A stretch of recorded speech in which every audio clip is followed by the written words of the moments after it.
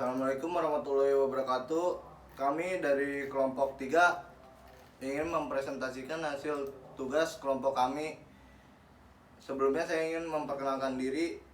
Pertama-tama, saya Muhammad Angga Sapyudin dengan NIM 4141801001 dan rekan saya Marzuki Kurnia Azizi dengan NIM 4141801004. SNI nomor 3 strip 7015 tahun 2004. Sistem proteksi petir pada bangunan gedung. 1. Lingkup. Standar ini menetapkan persyaratan untuk sistem proteksi petir yang berlaku secara umum pada bangunan gedung dan peralatan yang ada di dalamnya. Tujuan standar ini adalah memberikan petunjuk untuk perancangan instalasi pemeliharaan sistem efektif untuk proteksi bangunan gedung dan peralatan listrik terhadap petir dan inspeksi sistem proteksi petir. Standar ini tidak mencakup penerapan pada sistem rel kereta api, sistem transmisi, distribusi, dan pembangkit listrik di luar bangunan. Sistem telekomunikasi di luar bangunan, instalasi kendaraan, kapal laut, pesawat udara, dan lepas pantai. 2. Acuan. 3. Istilah dan definisi bangunan gedung, wujud fisik, hasil pekerjaan konstruksi yang menyatu dengan tempat kedudukannya sebagian atau seluruhnya berada di atas dan atau di dalam tanah dan atau air yang berfungsi sebagai tempat manusia melakukan kegiatan baik untuk hunian atau tempat tinggal, kegiatan keagamaan, kegiatan usaha, kegiatan sosial, budaya, maupun kegiatan khusus. Bangunan gedung biasa, bangunan gedung yang digunakan untuk keperluan yang bersifat umum. Frekuensi sambaran petir yang dibolehkan rata-rata tahunan maksimum yang masih dibolehkan yang dapat menyebabkan kerusakan bangunan gedung. Sistem transmisi udara, bagian SPP eksternal yang dimaksudkan untuk menghadang sambaran petir. Kecuraman rata-rata arus petir. 4. Parameter petir. Parameter arus petir digunakan untuk penentuan dimensi sistem proteksi petir. Densitas sambaran petir ke tanah. Densitas sambaran petir ke tanah dinyatakan dalam sambaran ke tanah per kilometer persegi per tahun, sebaiknya ditentukan melalui pengukuran. Jika tidak tersedia, dapat diperkirakan dengan menggunakan rumus berikut. 5. Pemilihan tingkat proteksi untuk sistem proteksi petir. Secara umum, untuk mengurangi resiko kerusakan di bawah tingkat toleransi maksimum oleh sambaran petir langsung ke bangunan gedung atau ke ruang yang diproteksi. Pemilihan tingkat proteksi yang memadai untuk SPP harus berdasarkan frekuensi sambaran petir langsung di tempat yang diperkirakan ke bangunan gedung yang diproteksi dan frekuensi sambaran petir tahunan setempat yang dibolehkan. Baik, yang keenam, rancangan sistem proteksi petir atau SPP. Persyaratan perancangan dan pemasangan SPP. 1. Perancangan dan pemasangan SPP harus dirancang dan dipasang oleh tenaga teknik SPP.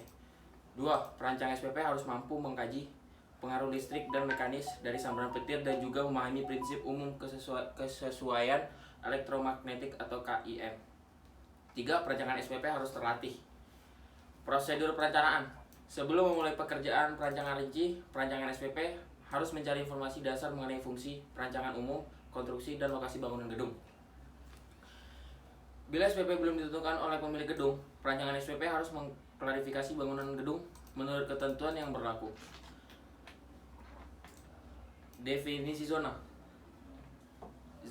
ZPP 0A, zona tempat benda menjadi sasaran sambaran petir langsung. Dan oleh karena itu harus dapat mengalirkan seluruh arus petir. Di sini terjadi medan elektromagnetik tanpa redaman. 2. ZPPOB, zona tempat benda tidak menjadi sasaran sambaran petir langsung, tetapi di sini terjadi medan elektromagnetik tanpa redaman.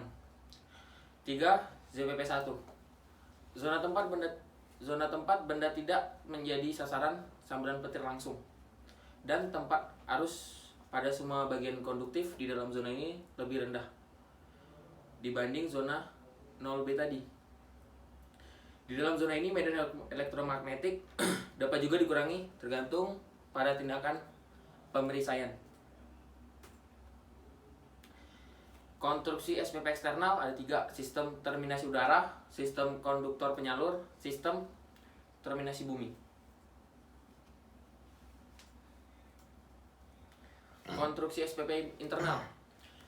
Ikatan penyama potensial dari bagian konduktif internal. Ikatan penyama potensial dari bagian konduktif internal ada 3. 1. Jika SPP diperlukan bagian konduktif eksternal, kabel listrik, kabel komunikasi, atau kabel induktif eksternal lain yang masuk ke bangunan harus diikat pada celah udara, MUV, diode, peredam, atau yang lain. 2. Ikatan harus dilaksanakan dengan ikatan konduktor yang pendek.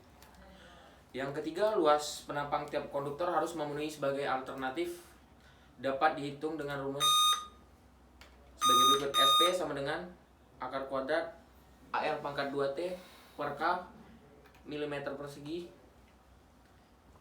Ya. IPP untuk instalasi eksternal ada 3 juga.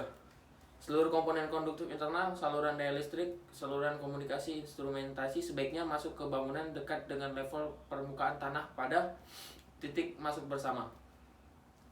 Yang kedua, batang IPP pada lokasi titik bersama harus dihubungkan ke sistem terminasi bumi dengan konduktor pengikat sependek mungkin.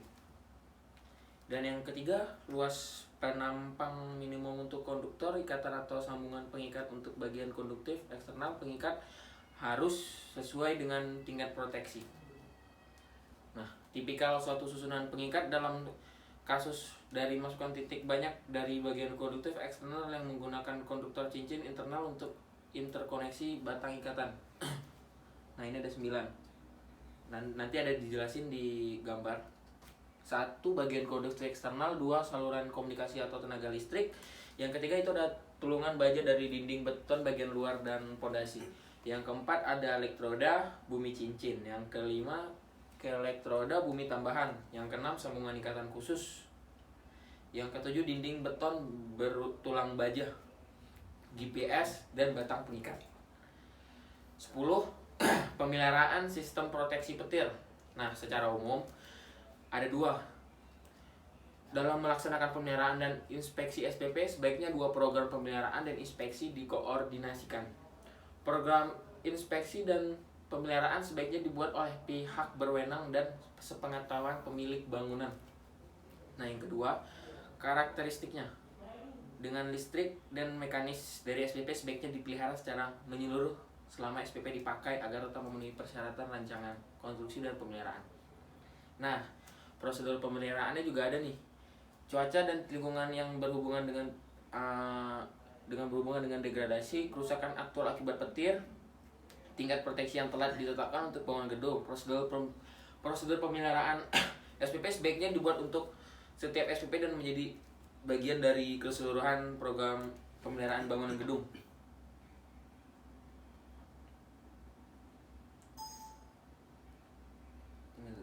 Ya. Yang ke-10 tadi.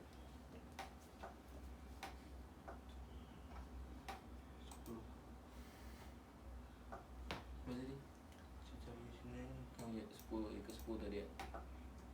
Ya, maaf.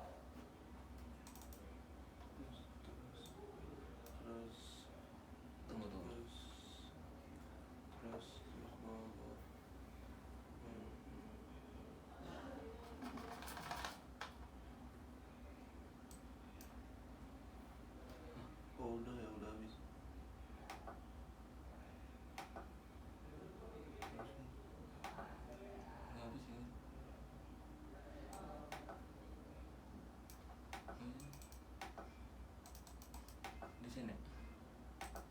11.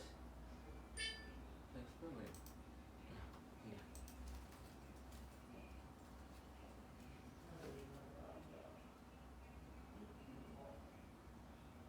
Udah habis 10 berarti.